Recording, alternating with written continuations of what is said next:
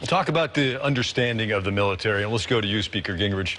Recently, Dr. Paul referred to you as a Chickenhawk because you didn't serve. Given what you just heard Governor Perry say about understanding the military and Dr. Paul's comments, how do you respond? Well, Dr. Paul makes a lot of comments.